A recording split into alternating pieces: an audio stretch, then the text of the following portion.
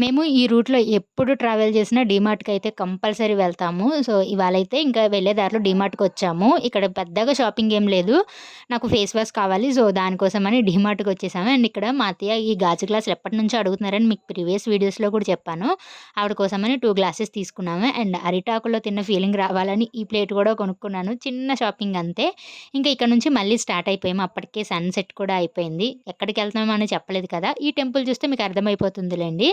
మేమైతే అన్నవరం వచ్చాం మా చిన్నత్తయ్య వాళ్ళ ఇంటికి. ఈ క్యూటీ ఎవరో తెలుసా? నా ఫ్రెండ్. మా పెద్ద వదిన వాళ్ళ పాప. నాకు కోడలు వరుస అవుతుంది. ధరణి అత్త, ధరణి అత్త అని ఎంత మంచిగా మాట్లాడుతుందో, నాకు తినని చూసినప్పుడంతా నాకు ఇట్లాంటి పాప కావాలి ఫ్యూచర్‌లో అనిపిస్తుంది.